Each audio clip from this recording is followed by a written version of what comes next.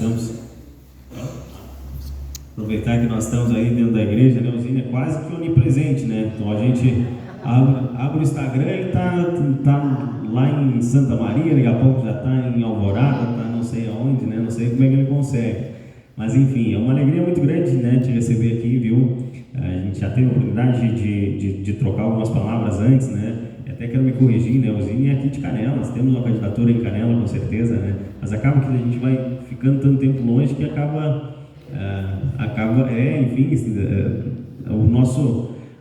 nossa querência, o nosso pago é o Rio Grande do Sul, estamos em todo canto é canto, né? Mas enfim, uma alegria te ter aqui em Canela mais uma vez, né? O Zine que é um cara trabalhista de verdade aí, né? E para além de todos esses predicados aí, né? Um cara estudioso que está sempre querendo evoluir, sempre querendo avançar e representa toda essa juventude, né? O Brizola sempre dizia, né? Jovens, tomem os seus destinos nas mãos, e o Zine trouxe essa máxima para ele e tem feito um belíssimo trabalho aí, né? E está fazendo uma ótima caminhada, né? Uma alegria de ter aí conosco. E acho que um dos principais predicados aí do Zine é ser canelense, né? E é uma alegria te receber aqui em Canela mais uma vez. Está contigo a palavra.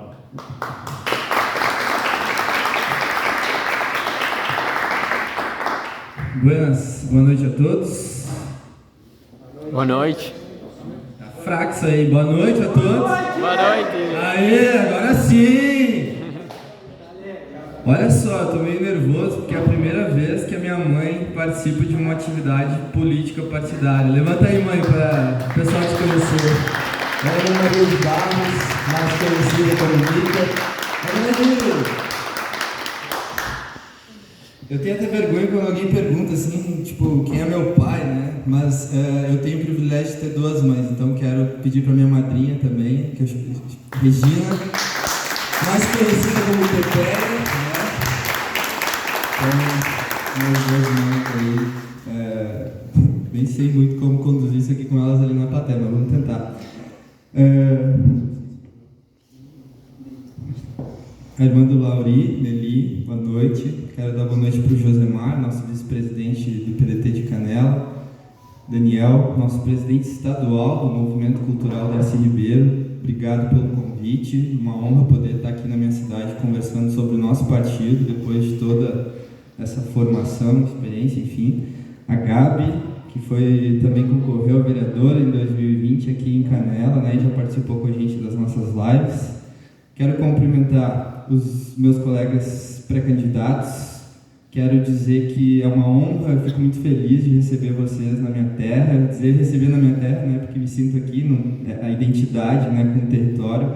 E eu penso na política como cooperativa, né? Eu acho que a gente precisa fortalecer o nosso partido, precisa aumentar a bancada que vem diminuindo. Então, Giza, boa noite. Boa noite também, Pedro de Sete, prazer em te conhecer pessoalmente. Eu também tenho um pezinho lá na CSB, o meu sindicato é o Sinter, servidor público de nível superior do Estado. E especialmente, né, para o lançamento hoje do nosso pré-candidato a deputado federal, que é um jovem um pouco há mais tempo do que eu, né, Lauri? Que toca... a gente estava conversando ainda que ele tem mais de 40 anos de partido e é a primeira vez que ele se lança, né? E aí eu, assim, começando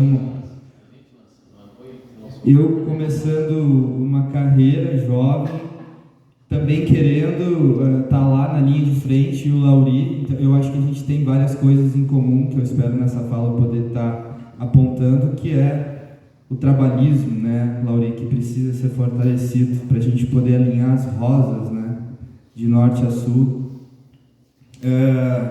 Eu nasci no Hospital de Caridade de Canela, em 89.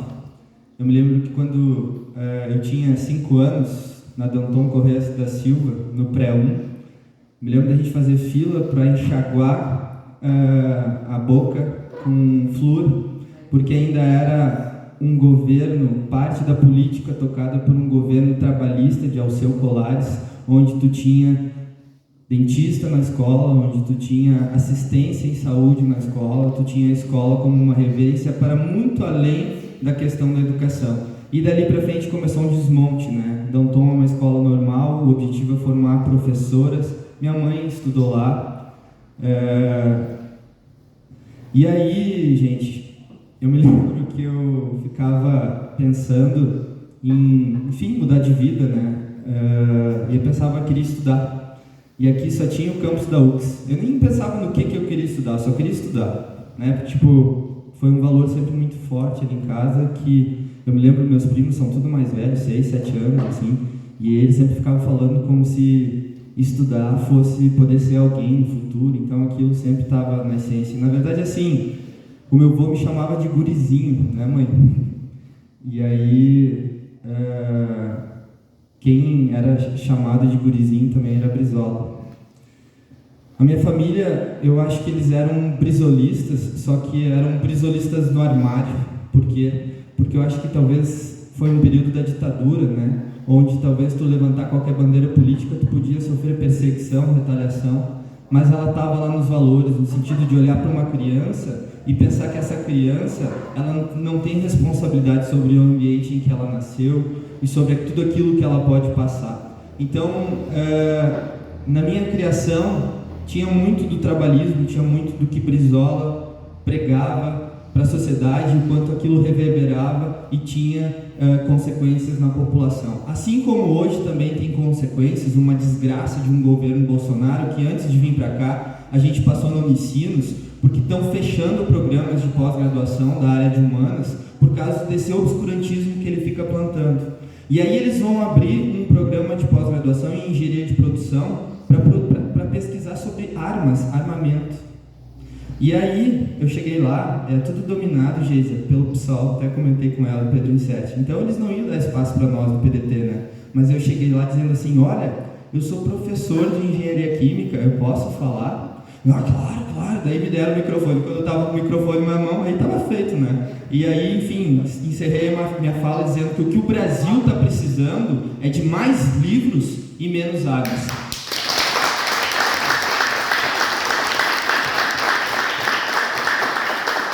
E aí aquela gurizada foi a loucura, né? Mas enfim, eu sonhava em juntar o dinheiro da pensão para pagar o curso de Direito aqui na UFS, né? Até que um colega que chegou, o pai dele era gerente da Caixa, ele veio para Canela do nada, e aí ele tinha mais visão, ele falou de um vestibular que era seriado e que tu podia fazer uma prova no primeiro ano, outra no segundo ano, e tu não tinha que pagar nada para estudar. Universidade Federal. Na 8ª série eu fiquei sabendo disso. Antes disso eu não sabia. E aí, na Danton, isso era talvez ali 2002, 2003, já estava muito decadente, né? Muito precarizada a qualidade da nossa educação e talvez não teria condições de passar no vestibular de uma universidade federal. Então eu pedi para o meu avô, quero muito estudar, me ajuda, te ajudo. Consegui uma meia bolsa numa escola particular de Gramado. Então todos os dias, no frio do inverno de Canela, acordar super cedo para ir até Gramado para estudar. E deu certo. Passei sem cursinho pré-vestibular em 3 universidades federais e aos 18 anos eu me fui para Porto Alegre. Morei na casa estudante, eu achava que eu ia ter que trabalhar para me sustentar, né? No fim eu descobri que tinha benefícios sociais, então eu tinha café da manhã por 50 centavos, almoço por 50 centavos, janta por 50 centavos e com 1,50 eu tinha todas as refeições. E assim, em 4 anos e meio, de um curso que tem a média de 7 anos para se formar, eu me formei em Engenharia Química, na Universidade Federal do Rio Grande do Sul. A mesma escola de engenharia de Leonel de Moura Brizola. Valeu!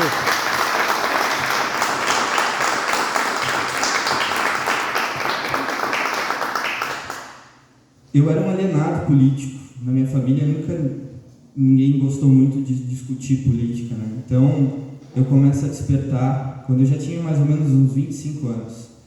E o meu primeiro emprego, ele foi num programa de trainee. Mais de 20 mil engenheiros recém-formados do Brasil inteiro disputavam aquela meia dúzia de vagas e eu fui um dos selecionados. Então, do nada, de um quarto de 12 metros quadrados, dividido com um colega de quarto que também era estudante, eu estava nos quartos de hotéis mais luxuosos desse Brasil para estar cuidando da qualidade do cimento de grandes obras como a ampliação da usina nuclear de Angra dos Reis, no Rio de Janeiro, o metrô de São Paulo, os estádios de futebol para a Copa, a Vila dos Atletas, e eu estava lá com o meu conhecimento adquirido numa universidade pública de qualidade, contribuindo para o desenvolvimento do nosso país. Mas eu sempre fui muito rebelde, acho que é por isso que eu me identifico tanto com o Ciro Gomes. Eu me lembro que eu estava morando em São Paulo, capital, no comercial, segmento técnico do corporativo. Imaginem, Grupo Votorantim. Depois até, ao estudar mais sobre o partido, porque essa escolha ela foi um tanto quanto intuitiva, né? Eu não tinha muita formação na engenharia, a gente não vê não lê tanto quanto em cursos de humanas, né? Mais cálculo, enfim, mais química, e química tem, né? Enfim. E quando eu me dou conta da ideologia, ao ter acesso, inclusive o Lauri, né, que me indicou muitos livros para essa formação política, o Hermílio de Moraes concorre a senador lá na década de 60 e 70 pelo PTB. Então, eles terem me selecionado pelas crenças e os valores do Grupo Votorantim já era por identificar em mim essa formação que já vinha lá de trás, né? Mas, assim, a empresa, nesse contexto aí de neoliberalismo, ela estava entrando numa linha que entrava em conflito com o que eu defendo. Por exemplo, vou contar uma fofoca para vocês, tá? Já sou servidor público, já estou aprovado para ser professor universitário na Universidade Federal, eu acho que isso é pedagógico. A obra do estádio do Grêmio, se vocês... Quem é que é gremista? Levanta a mão aí. Um monte de gremistas. Eu sou colorado, não praticante, tá? Mas a obra do estádio do Grêmio, ela tem umas rachaduras em determinados lugares, porque eles colocavam excesso de cinza para o cimento ficar mais barato. E aí, como é que tu identifica isso? No controle de qualidade. E aí, eu vendo essas questões, e assim, por ter vindo de origem de uma família pobre, né, meu avô sempre gostou muito de construção, eu ficava imaginando naquelas famílias que talvez juntaram dinheiro por uma vida inteira e vão lá e compram os sacos de cimento ali contadinho para poder construir, para poder, no fundo da casa, fazer um cantinho para o seu filho, para os seus netos, e o risco que aquela obra teria de cair por aquele cimento fora de especificação. Comprei um livro que a capa era cheia de chamas, assim, dizia: os crimes cometidos pelo não cumprimento das normas técnicas. Entreguei na mesa do diretor de operações e sugeri a ele que entregasse para cada um dos gerentes de qualidade das fábricas do Brasil inteiro. Vocês sabem o que aconteceu?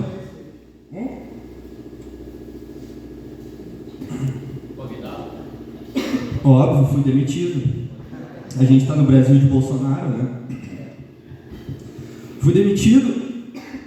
E aí aquele guri que com 18 anos tirou CNH e ficou 5, 6 anos sem nem poder dirigir porque não tinha carro, né? De repente comprou um carro zero com o dinheiro do seu trabalho. E aí eu tinha aquele carro zero, enlouquecido em São Paulo dirigindo, eu chamava meu ponto, minha vida, né? Eu ainda tinha 12 boletos para pagar, que era maior que o seguro-desemprego, né, de 6 meses. Mas tinha dinheiro para me sustentar durante um ano, porque dei uma bolada de rescisão, né, enfim. E aí volto para o Rio Grande do Sul e abri um edital de um concurso. E tinha uma vaga, e em Porto Alegre, onde eu estudei, onde eu tenho meus amigos, e eu pensei, nossa, é a vaga da minha vida. Só que, tipo assim, tinha um monte de colega meu, mais inteligente do que eu, tinham maiores notas, e eles também iam fazer, e eu, puta que pariu, vou estudar muito. Comecei a fazer uma articulação política dos meus amigos, ó, se tu quer estudar comigo, tu não pega Porto Alegre, se tu pegar Porto Alegre, tu vai ser meu inimigo. E daí, tipo assim, eu juntei e consegui botar 2 deles para estudar, um para Lajeado, outro para Osório, e assim a gente estudou junto, 16 horas por dia, e eu passei, em primeiro lugar, num concurso que tinha uma vaga. Há 8 anos, eu sou servidor público da Secretaria Estadual da Saúde, no cargo de fiscal sanitário, avaliando a qualidade da água para consumo humano. E pude ter o prazer e a honra de vir para Canela e olhar como é que estava o sistema de abastecimento de água da minha família, dos meus amigos, e dos meus conterrâneos canelenses. E com esse conhecimento que eu adquiri lá, poder converter pelo estado inteiro, que eu já rodei mais de 50 mil quilômetros a trabalho fazendo isso, de fiscalizar as estações de tratamento de água e abastecimento de água de cidades, Caxias, Grace, fui várias vezes lá, enfim, e fiquei, antes não tinha nenhum engenheiro químico, é a primeira vez que a Secretaria Estadual da Saúde tem um engenheiro químico, né? Porque eu ficava pensando, o que vai ser? Vai ficar uma fábrica de remédios? Tinha até um prefeito nosso, trabalhista, que chegou a ser presidente lá onde eu trabalho hoje. Até encontrei um companheiro aí que trabalhou lá, levanta a mão aí que eu estava falando ali, né? A FEPS, hoje eu trabalho lá no Centro Estadual de Vigilância à Saúde. Enfim, eu fiz mestrado, avaliando agrotóxicos na água, concluí o doutorado em agosto de 2021 e também sempre foi avaliando as contaminações químicas e os impactos na saúde, os riscos, enfim. E eu achei que eu ia me aposentar no estado e que, servidor público, sempre fiquei ouvindo, minha família tem um monte de servidor público, pensei que servidor público, estava com a vida garantida, né? Aí chega um governo Sartori, parcelamento, atraso de salário. Aí, achei que não tinha como piorar, chega um governo Leite. Essa desgraça de governo Leite, que eu acho que a única coisa positiva que fez no seu governo foi sair do armário, porque o resto, né, é só privatização das nossas empresas públicas, entrega do nosso patrimônio e sem nem passar pelo povo, porque ele tira esse poder do povo, tirou da Constituição do Estado a exigência de plebiscito que foi colocada pelo nosso pré-candidato a governador, Vieira da Cunha. Como ele não teria o apoio do povo, ele tirou por meio dos deputados que ele comprou com cargos e com salário, né? E aí o Eduardo Leite, em 2019, promove uma reforma administrativa. E eu que sempre fui um nerd na escola, de gostar de estudar, um workaholic no serviço público, de gostar de trabalhar, larguei tudo e virei um grevista-holic. E aí eu comecei a percorrer, primeiro, todos os gabinetes dos vereadores da capital. Por quê? Porque 320 municípios já tinham assinado moções para pressionar o governo, a Assembleia Legislativa, a não aprovar o pacote administrativo. E se a capital também assinasse, seria simbólico, porque o que acontece na capital é um tambor para a Assembleia Legislativa. E percorrendo os 36 gabinetes dos vereadores, eu vi muita gente desqualificada no poder, Geisa. Muita gente lá tomando decisão e sem a menor representatividade em relação à realidade da vulnerabilidade do nosso povo, dos 1 milhão de gaúchos que estão passando fome, dos 70 mil alunos que não têm acesso à escola, seja por não ter escola, seja por não ter transporte.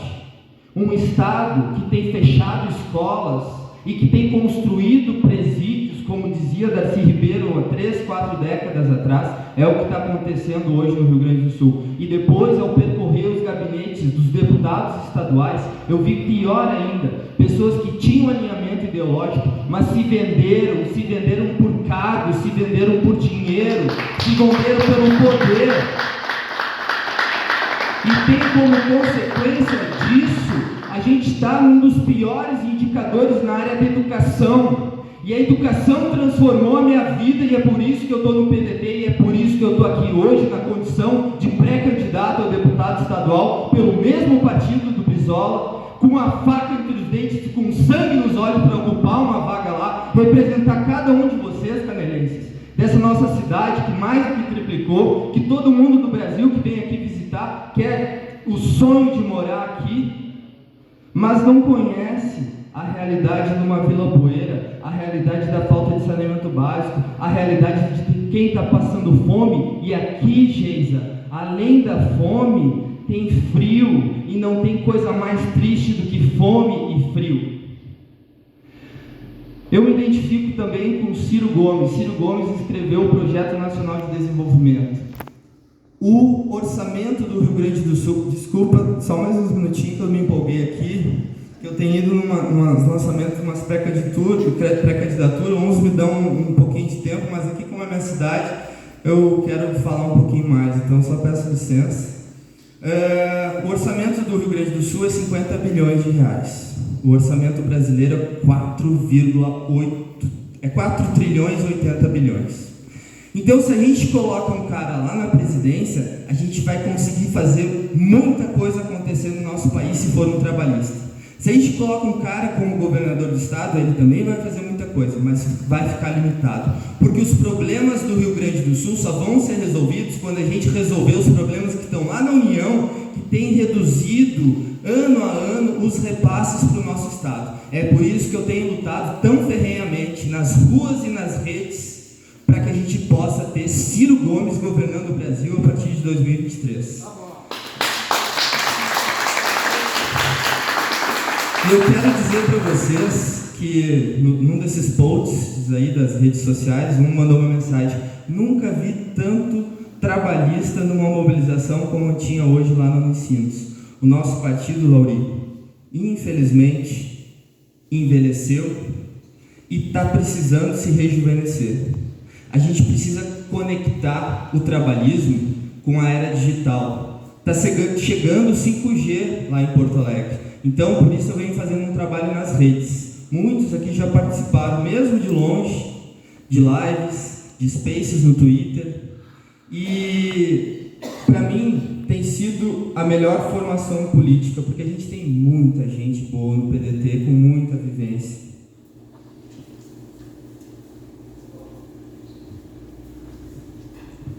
E o Rio Grande do Sul tem 27% da população em idade de juventude. Levanta a mão quem tem menos de 29 anos, só para ter uma ideia. Até tá bom o quórum hoje. 27% da população tem idade de juventude. Vocês sabem, na nominata de deputados estaduais, com 56 vagas, quantos têm idade de juventude? Chutem. 5? Quem dá mais, quem dá menos? Se tiver um é muito. 2. Tem 2. A gente precisa de juventude. Ciro Gomes, circulando todas essas universidades, tem atraído um monte de jovens para o nosso partido. Nós tivemos 35 mil desfiliações do Partido Democrático Trabalhista. Ao mesmo tempo, tem um monte de jovem querendo entrar. E a gente precisa de espaço. A gente precisa de acolhimento, a gente precisa que as lideranças incentivem essa gurizada que está querendo entrar. Quando eles conseguem entrar, não tem mobilização, o partido não se reúne. Então é muito lindo, Daniel, isso que vocês estão fazendo aqui, reunir as pessoas para a gente poder conversar, para a gente poder se conhecer, para a gente poder se conectar. É assim que a gente vai crescer. Ciro Gomes já está com 14% nas pesquisas. Como ele disse numa das lives, ele tem que acertar a barragem. A partir disso ele pode romper com essa polarização e crescer. Falta muito pouco para a gente tirar o Bolsonaro do segundo turno. Muito pouco.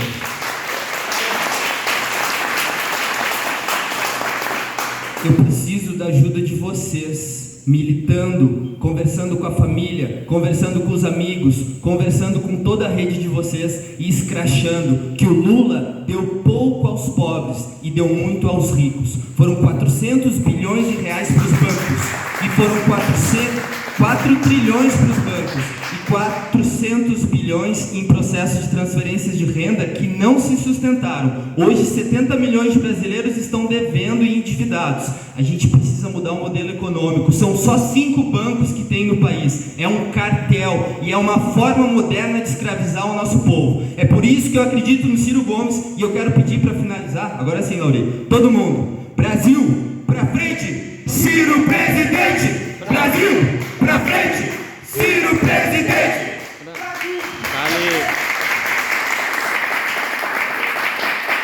Só levanta o timezinho aí, meus companheiros de luta, de guerra. Amo vocês. Me disseram que precisava de militância. Nós temos militância. Me disseram que precisava de organização. Nós temos organização. Nós já temos uma vitória política, mas a vitória eleitoral depende de estrutura. Eu quero recursos para minha campanha.